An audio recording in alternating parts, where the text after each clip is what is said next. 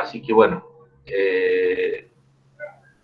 Mauri o Marta, no sé quién es el que va a ir moderando el tema, o Noel o Celia, no sé, alguna que tome la posta para ir viendo el tema de la...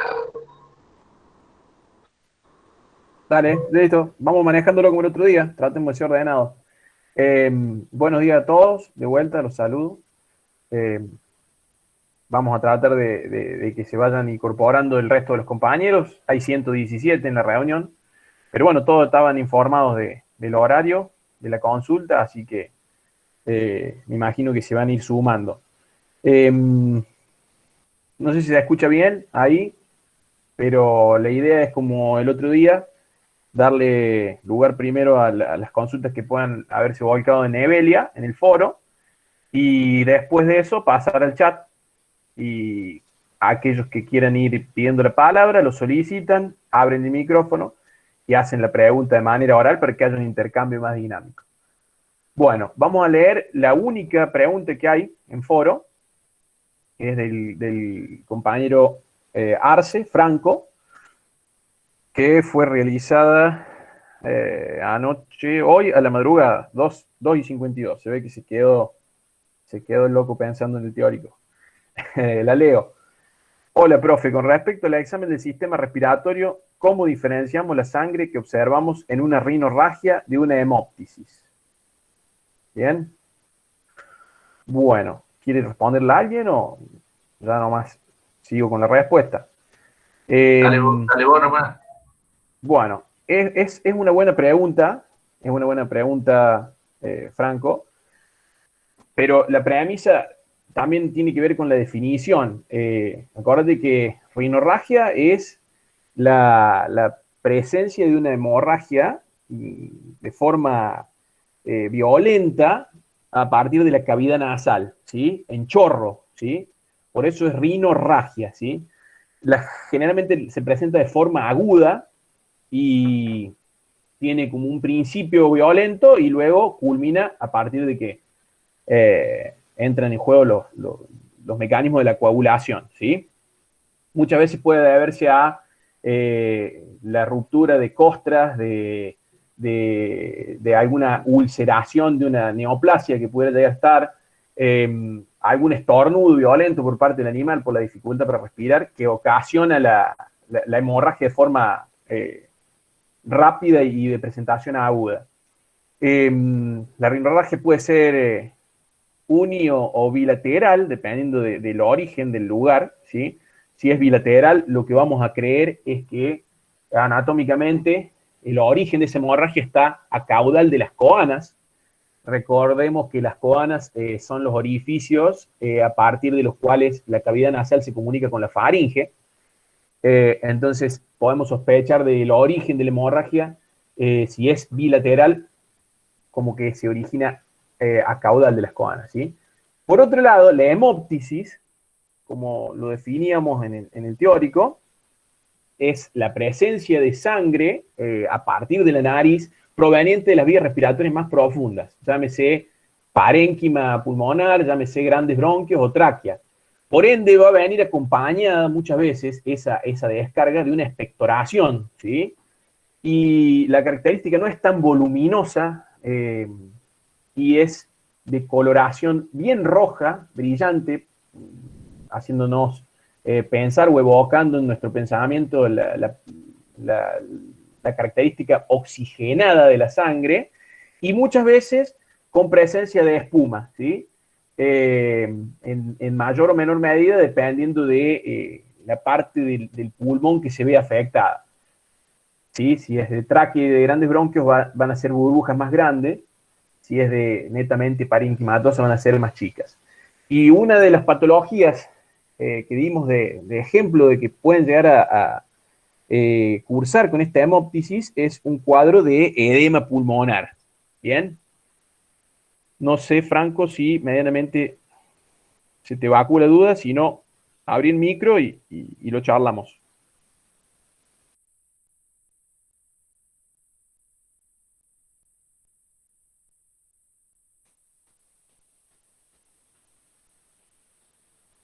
Igual si el resto de los profes quiere acotar algo, que lo agregue. ¿Bien?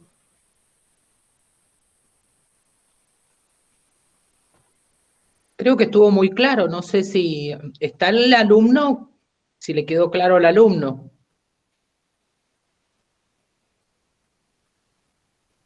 No sé si está Franco porque no veo que haya participado en el chat. Pero bueno.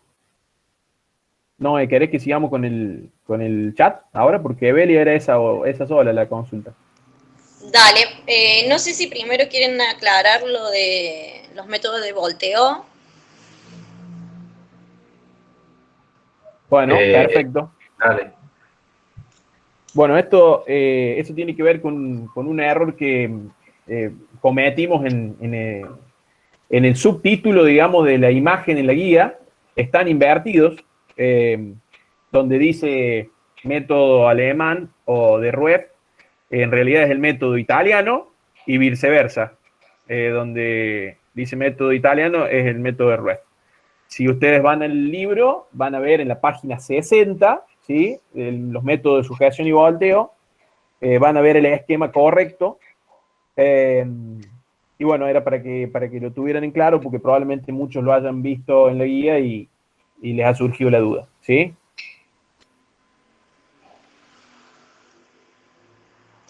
Bien. Alexis pide que subamos los PowerPoint de sistema respiratorio. Voy en el orden del chat, así contestamos. Está bien. Eso o sea, lo hacíamos lo veníamos haciendo todos los años, lo hablamos con los profes. Acá la única cuestión es por ahí que Evelia tiene límites de espacio que nos dan a cada una de las cátedras, y era el único impedimento, porque muchos de los Power tienen fotos pesadas, y por ahí queríamos darle más prioridad a los drive de los teóricos y al material, por ejemplo, audiovisual que hicimos de mucosas y de linfonodos, y que vamos a ir agregando de respiratorio y de circulatorio y de abdomen. Entonces, ese era el único impedimento, Alexis, pero creemos que, bueno, si estamos todos de acuerdo los profes y vamos a pedir una ampliación del espacio, lo vamos a poder subir. No sé qué opinan el resto. Sí, sí, sí, creo que se iba a solucionar eso de ampliar el espacio, así que no va a haber ningún tipo de impedimento. Habría que aclarar, perdón, el tema de todo lo relativo o lo referente a la consigna de los prácticos. Se les da un plazo perentorio para que suban la actividad, porque los profesores necesitamos que el tiempo también para corregirlo. Y después, si no están en condiciones, o sea, si ven que el profesor que no está acorde, la respuesta se lo vuelve a remitir para que lo vuelva a rehacer. En el caso de que lo rehaga mal, estaría desaprobado. Y cuando tienen 2 desaprobados, van a quedar libres. Esa es un poco la dinámica de la cosa. No sé si alguna de las profesoras, hay mucho ruido acá afuera, quiere ampliar o aclarar el asunto. Yo para aclarar, porque ahí hay un alumno que le pasó, ustedes fíjense que las guías de trabajos prácticos, no la actividad, contienen una serie de preguntas que se les han puesto preguntas de autoevaluación. Esas preguntas son para ustedes. Las guías son, como bien dice la palabra, para que ustedes cuando vean los teóricos tengan estas guías como para complementar lo que son los contenidos, ¿sí? Las actividades son los que nosotros nos tienen que mandar para que los evaluemos. Y tal cual como les dijo el profe recién Luján, si no las han contestado bien, se rehacen, se les da un nuevo plazo, y si las vuelven a hacer mal, bueno, van a estar desaprobados. ¿Estamos?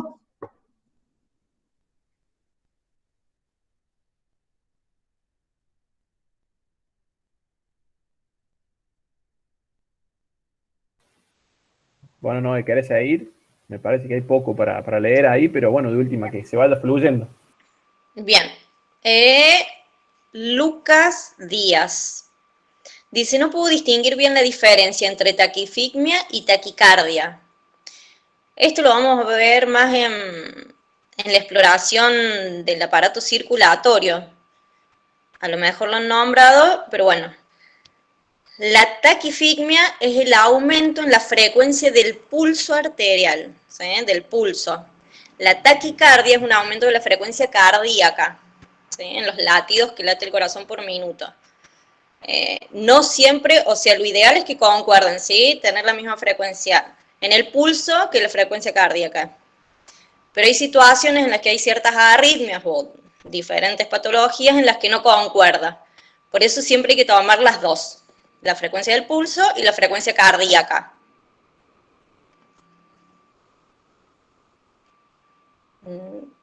No sé si me expliqué bien. A ver. Para mí está perfecto. Por ahí la duda de Lucas viene de dentro de los signos y síntomas que forman parte del síndrome febril. Claro. En una de estas, por ahí es de que no puede... Sí. Sí, yo creo que pero debe ser. probablemente sea eso, pero ha sido clara Noel en la explicación y ya se le va a ampliar el conocimiento cuando veamos el aparato circulatorio. Pero momentáneamente eso que dijo la profe Noel está claro, muy bien. Sí, ahí está, dice que quedó claro. Y era por el síndrome febril. Perfecto. Milagro Rodríguez dice, si hay espuma, ¿lo mismo será de color rojo brillante o puede ser más bien rosada? O sea, que nosotros definamos como rojo brillante es como para que ustedes tengan en el entendimiento la idea de que es una sangre oxigenada proveniente de las vías respiratorias bajas, serían, o sea, la porción más caudal del aparato respiratorio, porque a veces nos confundimos en la terminología porque lo llevamos al humano, y en el humano, al caminar de forma bípeda, hablamos de vía superior y vía inferior, y en realidad en los animales cuadrúpedos que estudiamos nosotros, hablamos de porción anterior y región posterior, ¿sí? Entonces, a eso vamos cuando decimos color rojo brillante. Pero está muy bien la aclaración de que puede ser también rosada, Milagros, y es muchas veces el tipo de coloración que se puede observar en lo que hablábamos antes de un edema, ¿sí? Eso es como para que ustedes puedan tener una definición y poder entender en el entendimiento a qué viene ese origen, pero puede ser rosada, Milagro, sí. Martina Islas pregunta si se puede repetir lo de edema, que se cortó el audio, supongo que hace referencia a lo mismo. Claro. Bueno, Martina, como decíamos antes, muchas veces una de las patologías que pueden cursar con una hemoptisis, con esta sangre que aparece por la cavidad nasal y proviene de las vías respiratorias más profundas, de la región posterior, ¿sí? Puede venir de el parénquima pulmonar, de los grandes bronquios o de la tráquea, ¿sí? Una de esas patologías es el edema pulmonar, ¿sí? Entonces, cuando nosotros vemos este signo, este síntoma, vemos este signo de hemoptisis, podemos estar pensando en la ocurrencia de esa patología en el paciente y, bueno, tomar las medidas terapéuticas apropiadas para resolverla.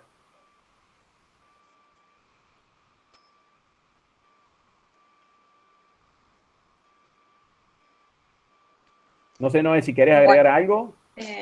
No, yo creo que quedó claro. Acá vuelven otra que se relaciona. Dice, profe, el ejemplo de edema es cuando el origen es parenquimatoso y vemos todas las características que usted nombró, con burbujas chicas. Claro, digamos, las burbujas pequeñas las relacionamos con eso, con el origen alveolar, ¿sí? Con la unidad más pequeña de del pulmón. En cambio, si ya las burbujas son más grandes, probablemente la sangre provenga de la región bronquial, ¿sí? De los dos grandes bronquios, o tres, recordemos, en cerdos y en bovinos tenemos un bronquio ahí accesorio, o probablemente de la tráquea, ¿sí? Pero ese contenido de burbujas más grandes o más chicas nos puede dar una noción del origen de la hemóptisis, ¿sí? De la sangre. Recuerden igual que no todo siempre es tan estático. A veces la presentación de las patologías es dinámica, sino que a los fines didácticos se lo explicamos de esta manera para que lo entiendan. ¿Está bien, Uriel? Si quieren abrir el micrófono, avisan, y por ahí la pregunta la quieren hacer de forma oral, también se puede hacer.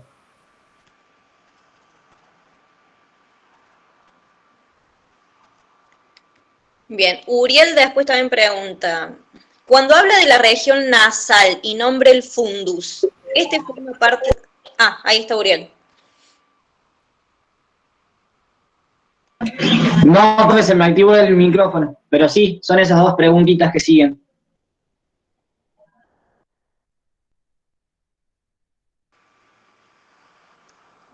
Bien. Traducila, Noel.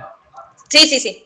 Entonces, cuando habla de la región nasal y nombre el fundus, ¿este forma parte de la pared o es otra de las partes de la región nasal formada por esa lámina cribosa del etmoides? No interprete eso. Uriel, es el fondo, como lo dice, de la cavidad nasal, ¿sí? Es el límite caudal, ¿sí? de la cavidad nasal. Y termina en la lámina cribosa del etmoides o cribiforme, lo vas a leer de las dos maneras, ¿sí? Bien, después pregunta, en cuanto al examen funcional, cuando habla de flujo nasal en el punto de volumen, que habla que depende del origen. ¿Qué origen? ¿Hace referencia a qué agente patógeno o causa no patógena es el causante del aumento del volumen? ¿O en qué parte anatómica se origina?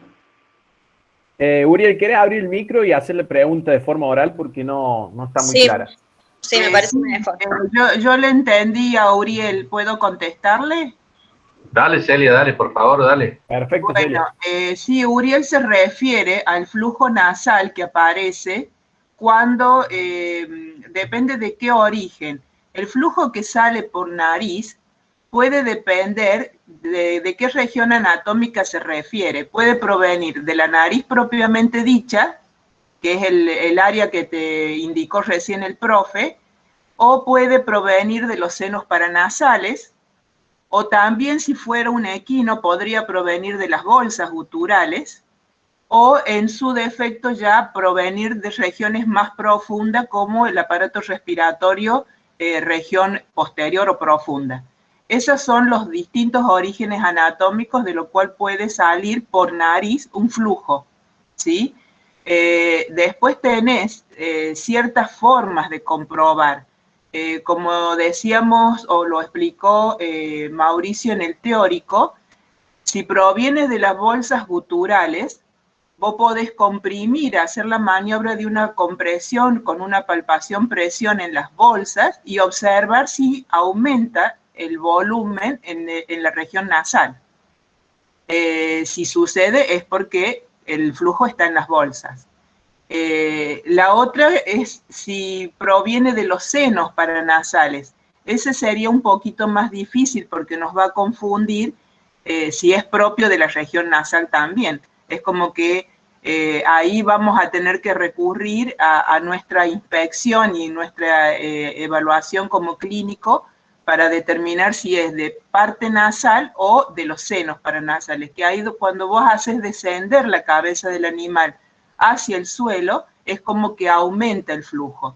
Pero bueno, te quedaría la duda de diferenciar si es cavidad nasal o senos paranasales. Por supuesto, ahí recurrís a la exploración de los senos con la maniobra de palpación o percusión misma, que son los métodos que te van a dar datos si es el seno el que está afectado propiamente dicho, ¿sí? Y si proviene del área pulmonar, ahí sí se puede, digamos, completar o complementar el examen con la exploración de la región del área pulmonar. Ahí vamos a tener signos de auscultaciones con sonidos diferentes, ya fuera de lo que es los sonidos auscultables normales, o sensaciones a la percusión con sonidos que no es lo propio del aparato respiratorio. También tienen que ver el aspecto del flujo, porque por allí la coloración del flujo te puede decir mucho también. Por ejemplo, en un aparato, en una región pulmonar donde se produce un tipo de gangrena, el color del flujo te sale de color amarronado, chocolatado, distinto, ¿sí? Bueno, espero que me hayas comprendido, Uriel, y si era esa la pregunta, si no, abrí el micrófono y pregúntanos lo que...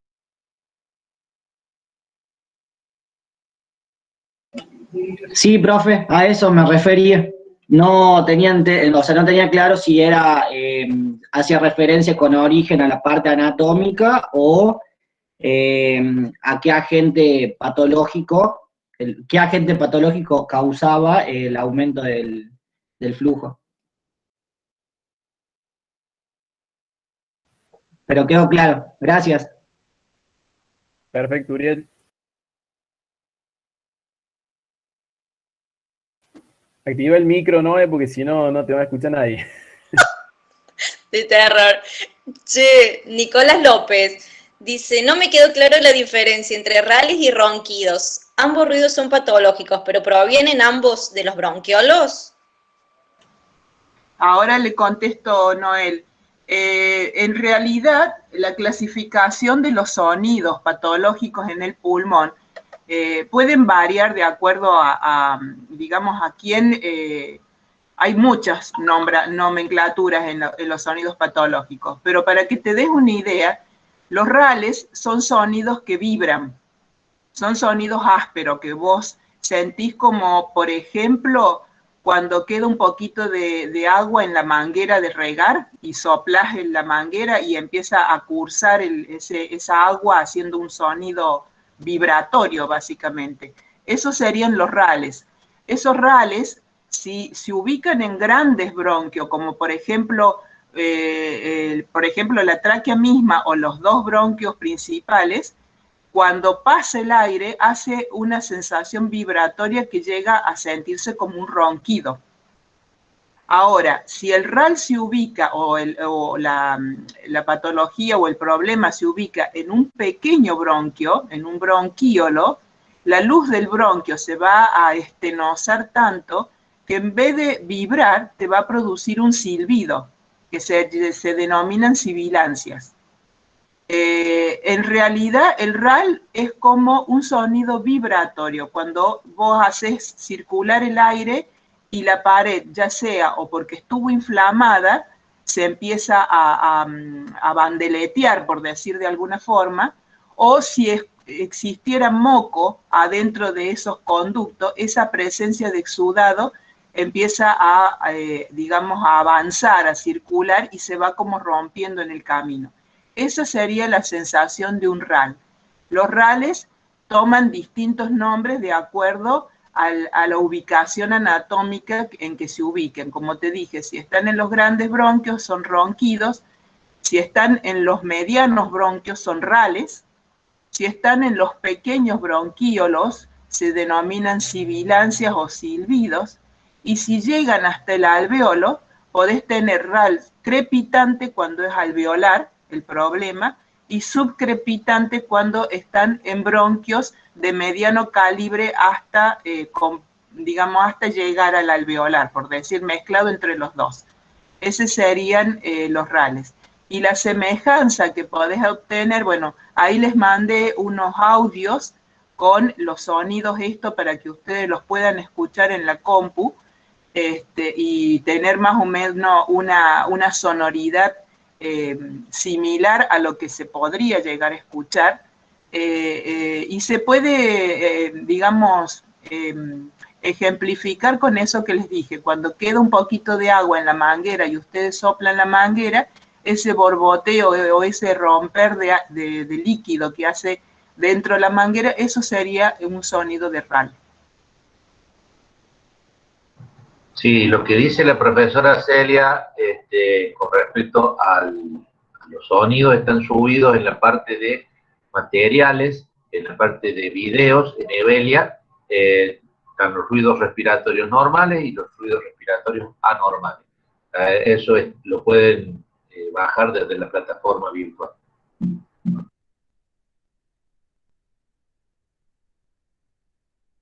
Bien, dice Nicolás que quedó claro. Seguimos. Ahí Karen, me parece, ¿no? Fíjate. Sí. Dice, ¿podrían explicar los tipos de ruidos bronquial, broncovesicular y vesicular? Bueno, esos son ruidos que se consideran fisiológicos y que solíamos repasar, digamos, en los prácticos, que lamentablemente no podemos hacerlo, pero es lo que nosotros vamos a ocultar en un animal en condiciones normales, ubicando el estetoscopio o fonendoscopio, ¿sí?, en el área pulmonar, la profe Celia se los explicó en el teórico, y que después vamos a ver si podemos subir algún tipo de material en donde podamos hacer algo parecido a lo de mucosas y de linfonodos, para que les quede un poco más claro. Y el sonido bronquial, le vamos a agregar también el laringo tráqueo bronquial, si quieren, o el laringo traqueal que habíamos explicado en el teórico de la porción anterior, o región anterior, porque son bien audibles. A fines de que sea un poquito más didáctico, creo que en las guías lo dice, le vamos a poner una letra adelante, ¿sí? El sonido que más se ausculta es el laringo tráqueo bronquial, digamos, el que se ausculta cuando colocamos el fonendoscopio en la región del cuello, a nivel de laringe, o los primeros anillos traqueales, y es realmente un sonido, el sonido de una turbulencia que hace el aire al pasar por una tubería, la tubería más grande en este caso, que después se va a dividir en los dos bronquios. Eso se puede ejemplificar con la letra G. Es como si ustedes escucharan, no sé qué va a salir de esto, pero si se escucha más o menos me lo dicen, ¿sí? Ponen la letra G por delante. Luego, el sonido bronquial es muy similar en la región bien craneal del área pulmonar que les describió la profe Celia, que es un sonido parecido al laringo traqueobronquial, pero un poco más leve, ¿sí? Porque ya estamos hablando de una cañería en la cual el aire y la turbulencia del aire hace un poquito menos audible a partir del fonendoscopio. Entonces, de vuelta, seguimos con la letra G, pero es un poco más leve.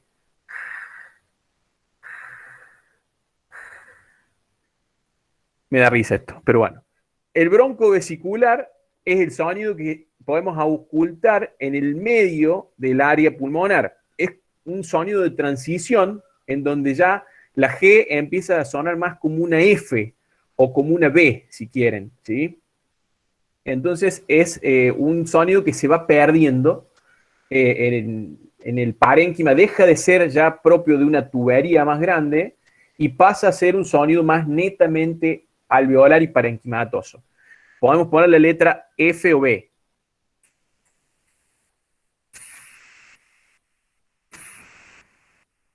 Y por último, el que es más difícil de auscultar es en la porción más caudal del área pulmonar, netamente sonido alveolar, con la letra F, y es el más difícil de individualizar, ¿sí? Te ponen la letra F y es muchísimo más leve.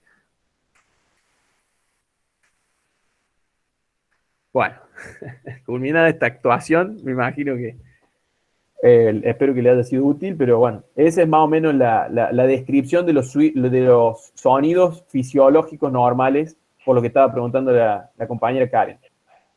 Sí, igual quería agregar, Mauricio, para el murmullo vesicular, si de alguna manera lo quieren imitar, igual están en los videos para que lo escuchen, pero si lo quieren imitar, pueden colocarse un dedo en el borde del oído y con la otra mano rozar sobre este dedo, y ese es el sonido del murmullo vesicular. Ese es un sonido muy apagado, muy suavecito, y por eso, como aclaré en el teórico, tienen que estar en una sala en silencio absoluto para que puedan escucharlo en caso de auscultar un pulmón normal. Y en el video sale como un poquito medio intenso, los tres sonidos, el bronquial, el broncovesicular y el murmullo vesicular, salen bastante fuertes porque imagínense que son amplificaciones de sonidos. Entonces eso apáguenlo un poquito porque en realidad no se escuchan en la realidad tan fuertes así. Pero bueno, es como para que se den una idea cómo es la cuestión audible de la auscultación, que es difícil explicar realmente.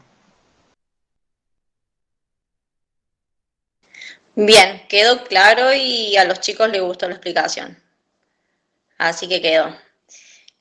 Otra pregunta que tenemos de Alexis Re. Dice, en el libro se divide porción superior y porción torácica. ¿La porción superior es la misma que la porción anterior? Sí, Alexis, sí, es lo mismo. Lo vas a encontrar de distintas maneras.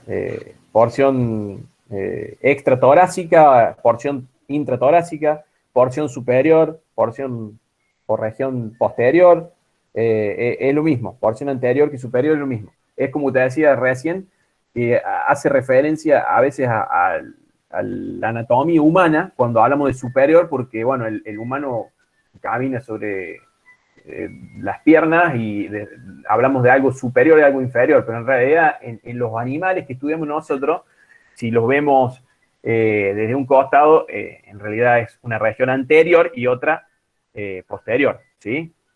¿Entendés?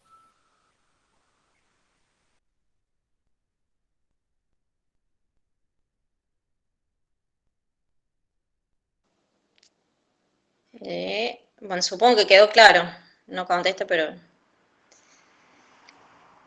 Después no tenemos más preguntas en cuanto a teórico. Lo que sí los chicos quieren saber es si subimos las consultas. Sí, después les vamos a subir los links de estas clases grabadas. Y el tema de si desaprueban y las faltas. Creo que no quedó claro porque preguntan si es lo mismo desaprobar y faltar. ¿Dónde estaba? A ver, yo no sé a qué le llama faltar, porque no estamos asistiendo a ningún aula presencial. Entonces, nosotros vamos a tomar las consignas de los prácticos en una primera intención. Si no satisface o no alcanza los objetivos, se le va a dar otra segunda oportunidad para rehacer. Ya, si no lo envían, o lo envían fuera de término, o lo envían mal, está desaprobado. Si en esas dos instancias quedan desaprobados, están libres. Es así de sencillo, así de simple. Y así de fácil. A ver, estamos en una instancia de la carrera, tercer año de medicina veterinaria, estamos ofreciendo la posibilidad de rehacer un práctico que a criterio del profesor está mal. Entonces el profesor le va a indicar qué es lo que está mal, lo va a orientar. Ya si lo vuelve a hacer mal, está desaprobado. Esa es la idea. Lo mismo que esas son condiciones, digamos, necesarias para la regularidad. Eso está en la readecuación a la virtualidad que nosotros presentamos y que fue aceptada por el Consejo Directivo. Lo mismo que el parcial a desarrollar cuando llegue el momento. Por ahora, preocúpense por ir en la semana a semana, ir leyendo todo, porque esto es muy largo, vuelvo a repetir lo mismo. 2. ¿Cuántos desaprobados se pueden tener? 2. 2. Ahí Abigail Bravo pide la palabra, en una de esas quiere hacer la pregunta de forma oral.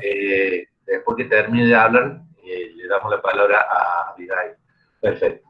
El tema es que quede clarito un poco en esta modalidad tan especial que nos toca vivir y que nos toca experimentar tanto a ustedes como a nosotros, hacer lo mejor posible las cosas como para que tengan una idea bien orientada de lo que se pretende en la formación de un médico veterinario. No nos toca fácil, ni a los profesores ni a ustedes. La semiología, como le dije en la primera clase, es la base de la clínica.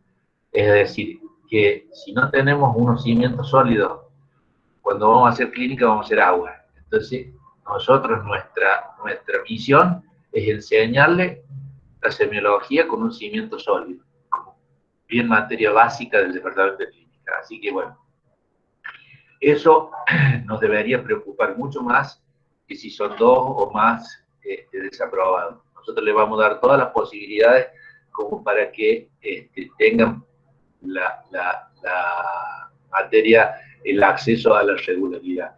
Pero de ahí en más vamos a ser muy exigentes en el momento de evaluar. Así es que, bueno, le damos la palabra a Abigail Bravo, que pidió. Adelante. Hola, profes. Yo tengo una duda. En cuanto al examen funcional de la porción anterior, en uno habla del tipo respiratorio. No me quedó claro qué sería eso, si es la forma en que respira el animal o qué, y si me pueden explicar el tipo costal, que no me quedó tampoco claro. Gracias. Bien, Abigail, ahí le voy a dar la palabra seguramente a Celia, pero antes, bueno, te doy a dar un pequeño consejo a vos y extensivo al resto de tus compañeros. Nosotros insistimos mucho en las clasificaciones, hija. En las clasificaciones para que ustedes vayan armando en su base de datos craneana, encefálica propia, un sistema de acomodamiento de conocimientos para que sea más fácil acceder rápidamente en ese enmarañado que se arma cuando estamos estudiando una materia. Si vos me decís examen funcional del aparato respiratorio, vos inmediatamente tenés que remitirte a la clasificación, donde vos vas a ver una de las cosas es el flujo nasal, ¿no es cierto? Otra es el aire expirado, y otra cosa es los ruidos respiratorios normales o patológicos. De ahí de esas 3 conclusiones vos vas a ver, de aire expirado, ahí vas a ver todos los tipos de posibilidades que tenés, tomar temperatura, la fuerza, etc. Eso es lo que yo quiero rescatar o aconsejarles, en buen sentido de la palabra, que hace muchos años que uno anda en esto, para que ustedes se ordenen y se organicen y no se les haga una ensalada rusa. A partir de ese ordenamiento, de ese compromiso que hacen, viene la explicación de cada una de las cosas puntuales. Así que, bueno, Celia, te doy la palabra para que le explique. Sí, Abigail, creo que eras vos, ¿no es cierto?, la que preguntabas. Preguntabas acerca de los tipos respiratorios. En primera instancia, la exploración funcional del pulmón no es en la porción anterior. La porción anterior corresponde a lo que es nariz, laringe, tráquea. Ahí termina la porción anterior del respiratorio. La porción posterior corresponde a lo que son los grandes bronquios y el pulmón propiamente dicho. Dentro de la exploración funcional, uno de los datos que te da el examen funcional del pulmón es el tipo respiratorio. Y con el tipo se refiere a qué parte del cuerpo el animal, implica o, interviene en el momento respiratorio. Si vos te pones a observar en el costadito o desde el costado a un animal, vas a ver que el animal mueve tanto el tórax como el abdomen. A eso se refiere tipo respiratorio. ¿Qué tipo respiratorio hace el animal? En este caso, la mayoría de las especies son costo-abdominal o tóraco-abdominal. Mueven las dos partes, tanto torácica como abdominal, en el momento respiratorio. Y ahí cuando las alteraciones o los cambios pueden referirse a que se hagan solamente costales, cuando haya algo del abdomen, que está hinchado el abdomen y no pueden, digamos, desplazar el diafragma hacia atrás, entonces el animal busca hacer una respiración más bien costal. Por ejemplo, una preñez, que sería, no sería un estado patológico, sino algo fisiológico, normal. En ese caso, el abdomen, que está a gran presión, le está comprimiendo el diafragma y por lo tanto el animal tiene que respirar un poquito más superficial y sobre todo hacerlo desde el área más costal. Y un tipo respiratorio se puede hacer solamente abdominal o implica solamente la región de la musculatura abdominal cuando tiene algún problemita a nivel costal, por ejemplo, dolor o algo que no pueda, digamos, usar con una expansión bien evidente en el área torácica, entonces el animal lo va a buscar hacer con la región abdominal. Esas serían las explicaciones del tipo respiratorio. No sé si tenías alguna otra duda. No, sí, profe. Gracias, vos. Tenía una ensalada, ahora ya está. Sos mala, Noel, Yo no estoy por acotar de una que dice Karen, que tiene relación con eso. Ah, bueno. Dale. No, quería decir, ya que Celia estaba explicando, que Karen tiene... acá está. Tiene dudas sobre las arritmias respiratorias, sobre la respiración de Biot, Cheyne-Stokes. Bueno, las arritmias, Karen, son justamente como la palabra lo dice, se pierde el ritmo respiratorio. Si vos auscultás o mirás a un animal cuando está respirando, vas a ver que inspira, hace una pausa y expira. Y generalmente al tiempito vuelve a hacer el mismo movimiento. Entonces, si eso lleva un ritmo acorde, cualquier alteración en estos pasos se va a producir una arritmia. Y dentro de esas arritmias, las arritmias de números, que son las que vos nombrás, la de Biot, Cheyne-Stokes y la de Kussmaul, son arritmias especiales que ocurren en momentos particulares. La arritmia de Biot es cuando el animal tiene amplitudes y, digamos, inspira y expira en forma normal y hace una pausa, una apnea profunda. Y vuelve a inspirar y respirar normalmente en varios movimientos y vuelve a hacer una pausa. Ese tipo respiratorio, ese tipo de arritmia, ocurre cuando hay daño a nivel cerebral, ya sea o un trauma o algún tumor, algo que tenga en el cerebro que le está afectando el centro respiratorio. Después, la arritmia respiratoria de Cheyne-Stokes es cuando la respiración va aumentando levemente en su amplitud, entonces va subiendo la montañita, va inspirando y expirando cada vez más profundamente, hasta que llega a un punto que vuelve a descender esa amplitud respiratoria y hace una pausa. Esta respiración de Cheyne-Stokes se dice que ocurre cuando hay baja presión parcial de oxígeno en el ambiente, entonces el individuo necesita ir aumentando la amplitud para poder oxigenar bien el cerebro. Se dice que este es el típico respiración del automatismo vulvar respiratorio. Yo en este caso me solían dar un ejemplo que espero que sea correcto porque le pregunto a los otros profes. Me decían que esta respiración es la que sufre el montañista.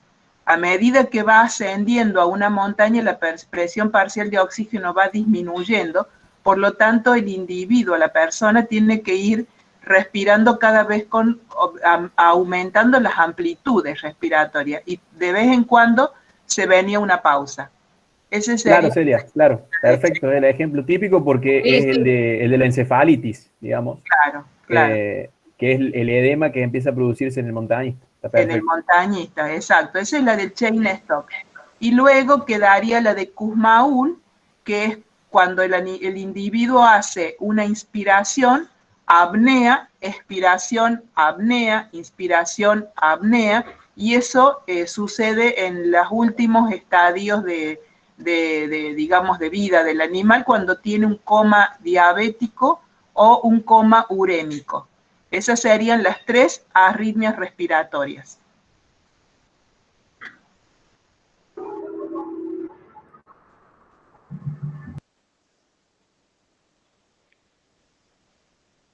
Bueno, Karen, no sé clarísimo. si quieres abrir el micrófono, Karen, por ahí para hacer alguna pregunta, si te quedó claro. Ya puso muchas gracias en el chat. Sí. Así que, bueno, si no hay más preguntas, les sugiero que vuelvan a ver el teórico, a leerlo, a ampliarlo de la bibliografía, y bueno, si tienen alguna duda la vuelcan en el foro, lo vamos a ver el miércoles que viene, si Dios quiere, y somos todos oídos por cualquier otra duda que pueda haber. Lo que quería aclarar, lo del tema del libro del centro de estudiantes, tuvieron un problema, después pudieron ingresar a la máquina, pero no lo tienen digitalizado, lo están haciendo y lo van a pasar. En cuanto lo tengamos, lo subimos.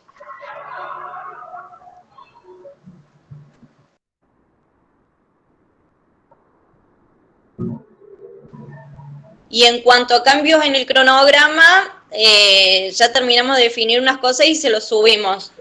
Es una modificación en el tema de las actividades, que lo habíamos tipeado mal.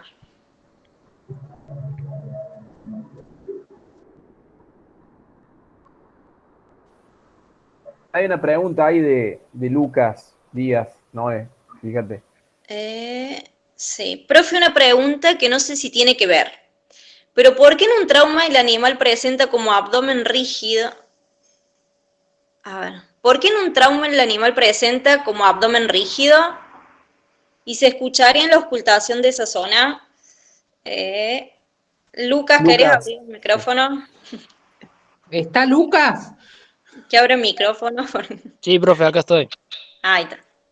No, lo que quería preguntar es que, por ejemplo, el animal tuvo un trauma, ya sea cualquiera, ¿qué se escucha, qué se ocultaría en la zona del abdomen, digamos? ¿Y por qué se le dice que presenta un abdomen rígido? ¿A qué se debe? ¿Puedo aportar algo? No entendí muy bien tu pregunta, Lucas, pero el trauma, si tiene que ver en la región abdominal o con un compromiso a nivel de los órganos abdominales, todo lo que afecta lo que es el peritoneo y las zonas sensibles del abdomen van a hacer que el animal adopte una posición rígida en el abdomen, porque obviamente va a sentir dolor. Entonces a eso es lo que puedo agregar. Depende de qué cosa se haya afectado, vas a tener auscultación de algún sonido. Si son intestinos, irás a sentir borborismo o aumentados o disminuidos, depende de qué momento de la acción del trauma estés. Y si no se me ocurre otro tipo de auscultación, sonidos líquidos, por ejemplo, presencia de líquido suelto en el abdomen. No sé muy bien a qué te referís con un trauma. ¿Trauma en qué región? ¿En dónde? Porque eso no lo entendí bien. En esa zona, profe, en la zona... Si puedo acotar algo. Sí, adelante. No estoy completando, está bien lo que dijo Celia, me parece perfecto, estoy de acuerdo. Lo que pasa es que si te has encontrado con un animal traumatizado, te has encontrado con un abdomen agudo. O sea, como dice Celia, la lesión está en algún órgano del abdomen. Cuando veas digestivo, te vamos a explicar los sonidos que se pueden auscultar. Pero como dijo Celia, está bien... vas a ocultar más que nada, más si hay algún daño en un órgano, alguna ruptura, líquido por la presencia de sangre. Yo no me preocuparía en este momento porque es un tema bastante, el abdomen agudo es un tema bastante grande para tratarlo en este momento. Me limitaría a que repases y estudies los ruidos respiratorios por ahora, y cuando llegues a abdomen lo vemos, porque en el caso de un trauma puede haber varias cosas dañadas, varias partes del organismo dañadas. Perdonen si la introducción, ¿no? No, está bien, Fernanda, para completar un poco la idea, para que Lucas vaya, digamos, recibiendo un aperitivo de lo que va a ser el aparato digestivo, es una situación antiálgida que ocupa, que adopta el animal al tener la rigidez abdominal ante un trauma. Es como una defensa, y también es un sinónimo a veces de las peritonitis, ¿no es cierto?, de las inflamaciones del peritoneo, que pueden responder a distintas causas, no solamente traumáticas, sino infectocontagiosas. Por lo tanto, va a depender, como te decía la profe Fernanda, que la ocultación va a depender absolutamente de la causa que originó el asunto. También lo dijo Celia. Cuando conozcamos bien en profundidad más o menos qué buscamos ocultar en el abdomen, vamos a ver, aunque con un abdomen rígido, desde ya te digo que es muy difícil ocultar. A lo sumo podés llegar a hacer una de las maniobras que habíamos hablado, que era la detección de la ascitia, es decir, líquido en la cavidad abdominal, a través de una maniobra complementaria, que es la succión, que es la combinación de la palpación, la ocultación. Ahí movés, para hacértelo un poco más gráfico, movés el abdomen de un pequeño animal, porque no se supone que los grandes animales no es tan fácil moverlo, y va a ocultar la onda líquida en ese caso. O podés ocultar ruidos abdominales, eso lo vamos a ver a medida que vamos avanzando en la materia, pero quédate con esa idea: el abdomen rígido es una actitud antiálgica que ocupa el animal ante un determinado trauma, y la ocultación no siempre es posible, y va a depender de qué órgano está afectado dentro de la cavidad abdominal. Otra cosa que quería agregarle a Lucas con el tema de la ocultación, si vos te referís al área respiratoria, ¿qué se oculta en el área respiratoria cuando el animal tiene un proceso traumático con abdomen rígido? Esa conjugación la puede dar en aquellos casos en donde el animal tiene roto el diafragma. Cuando el diafragma está lesionado, se ha abierto, parte de los órganos abdominales pueden pasar al área torácica. Y en ese caso, en el área respiratoria, en el área pulmonar, podés escuchar ruidos de borborismo, que son los intestinos que se han pasado hacia adelante. Y en ese caso sí tenés una auscultación de borborismo en un área donde no debería corresponder, y tenés un abdomen rígido y el animal con mucho dolor. Porque imagínate, el diafragma roto te impide la respiración totalmente, tenés toda el área pulmonar ocupada por intestino, y hay un dolor muy grande, porque acordate que el diafragma es uno de los órganos más importantes, más inervados, y tiene mucha sensibilidad. Bueno, eso quería agregar nada más por si era esa la duda que Lucas tenía.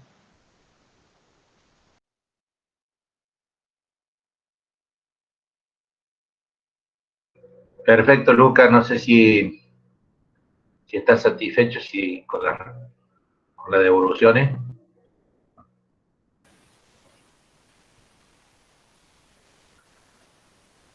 Gente, yo quería decirles una cuestión, porque por el grupo de WhatsApp estuve consultando a los alumnos por qué ha habido tan poca asistencia. Se conectaron en la videollamada 106 alumnos, a las 13 eran, no sé si llegaron a ser la mitad.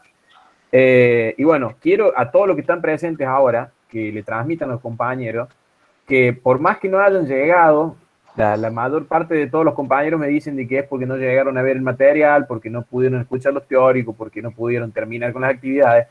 De todas maneras, siempre es importante conectarse en las clases de consulta para poder sacarse sin siquiera, por ahí no estar del todo introducido en un tema, podemos sacar algo bueno siempre en las clases de consulta. O sea, no está bueno que se los pierdan, y menos en el contexto de la virtualidad.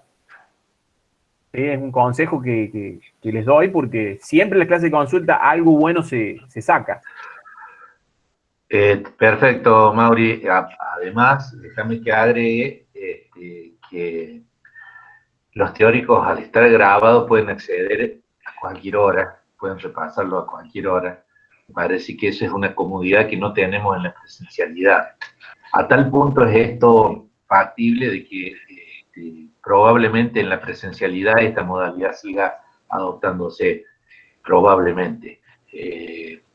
¿Por qué? Porque, bueno, el teórico lo tenés grabado, lo volvés a escuchar, lo volvés a ver, y cualquier duda la vas anotando, y después en la consulta presencial haces todas las dudas y es mucho más dinámico y ágil. No me parece un motivo el hecho de que no lo hayan visto. Aparte, tuvieron tiempo de verlo.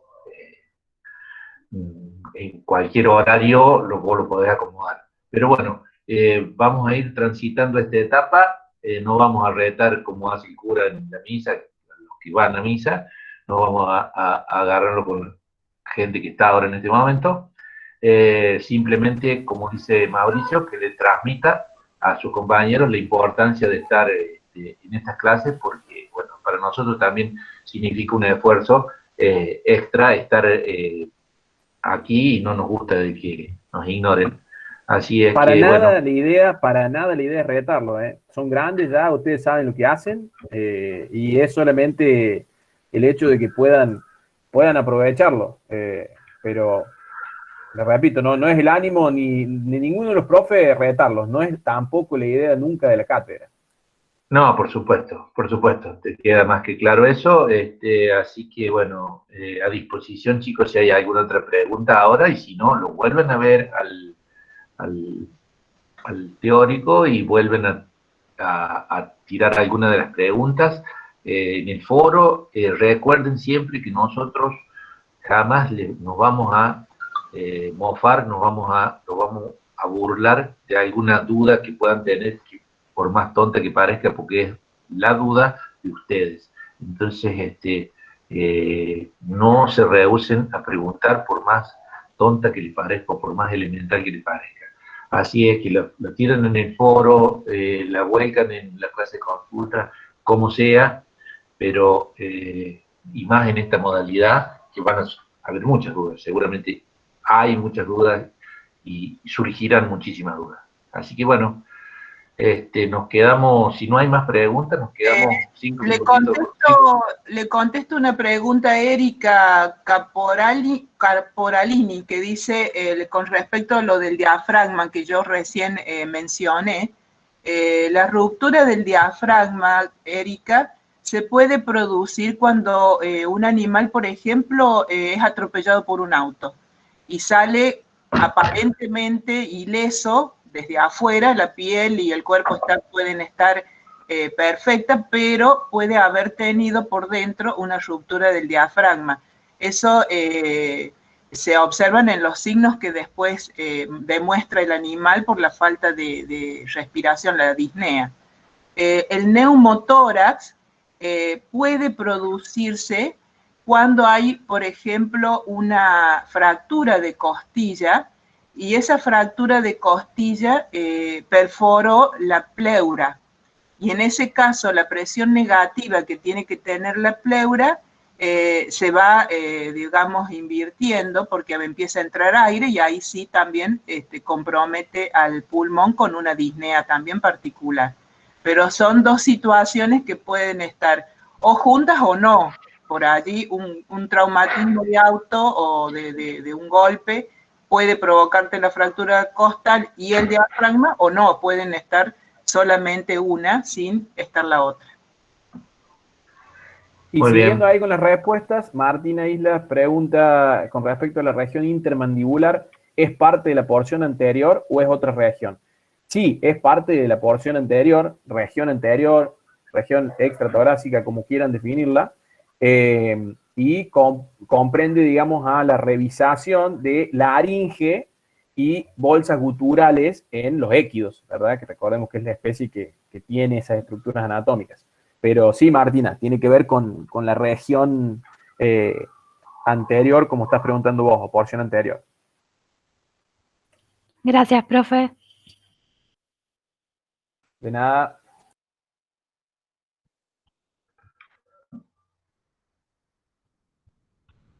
Bueno, entonces chicos, seguramente han quedado dudas. Eh, Vayan, digamos, anotándolas. Nos vamos interiorizando a través del foro y nos volvemos a reunir, si Dios quiere, el miércoles que viene a las 12 horas. Ya les vamos a pasar el nuevo link, porque va a haber un nuevo link de reunión que casualmente nos vamos a quedar un ratito ahora para acordarlo. Quién de las docentes lo va a hacer y se lo vamos a subir a la plataforma de por mi parte, muchísimas gracias y bueno, nos estamos viendo.